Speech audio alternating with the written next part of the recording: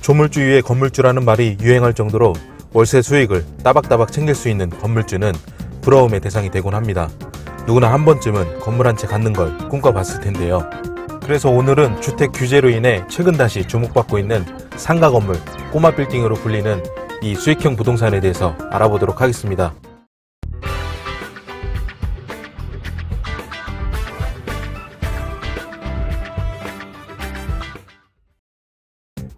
최근 정부가 강력한 주택 규제안을 내놓으면서 주택 투자 수요가 점차 상가 건물로 이동하고 있습니다.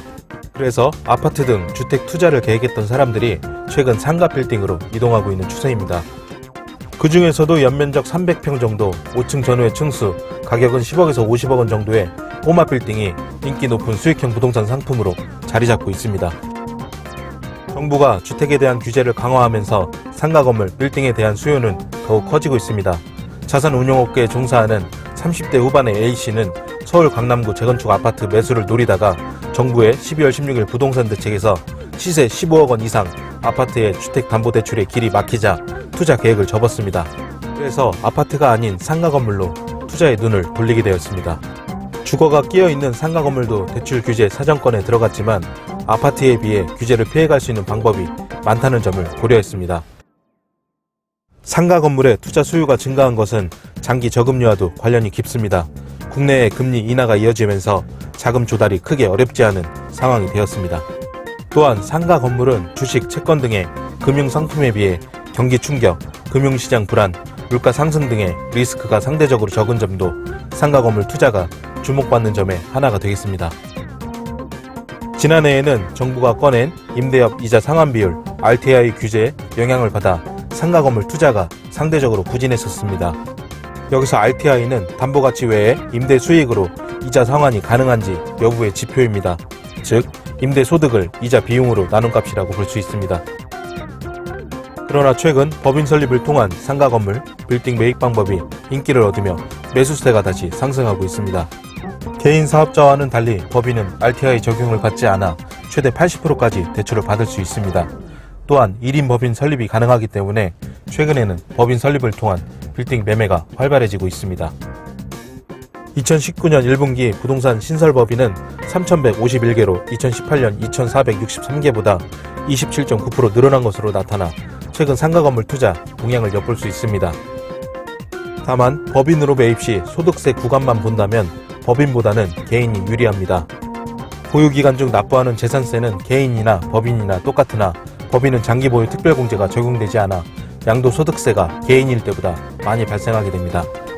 또한 설립한 지 5년 미만의 신설 법인일 경우 기존 세율의 3배에 달하는 취득세가 중과되고 임대 수익 면에서도 법인 소득세와 배당 소득세를 따로 내야 되기 때문에 세금 부담이 커질 수 있습니다.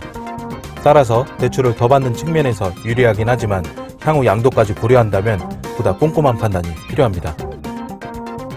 그렇다면 이 상가 빌딩 투자에 필요한 투자 성공 전략은 무엇인지 알아보겠습니다. 이 성공 전략을 말하기 앞서 소위 말해서 싸고 좋은 물건은 없습니다. 비싼 물건은 그만큼의 값어치를 하고 싼 물건은 다 이유가 있습니다. 지금부터 상가 건물 투자의 성공 전략에 대해 알아보겠습니다.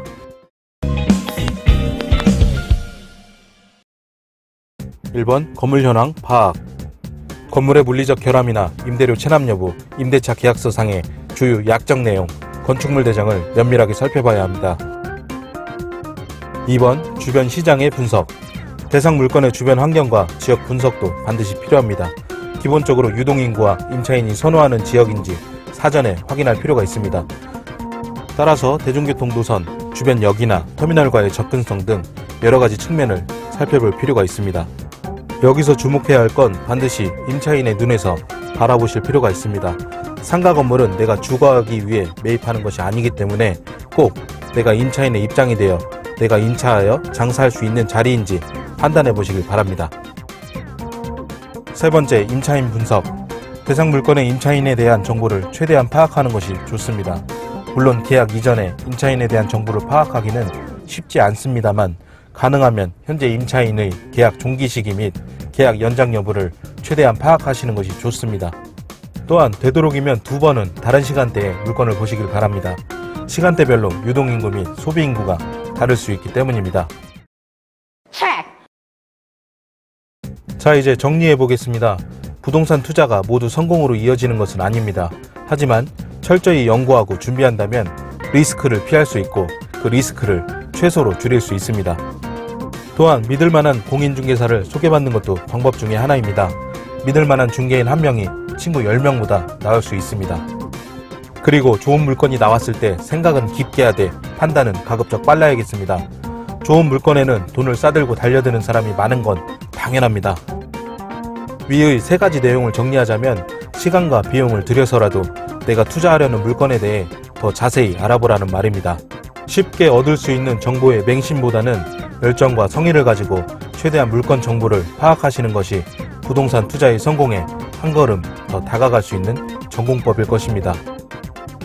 오늘 내용은 여기까지입니다. 다음에 더 좋은 내용으로 다시 찾아뵙겠습니다. 좋아요, 구독, 알람 설정 꼭 부탁드리겠습니다. 이상 TV 부동산 마스터였습니다. 감사합니다.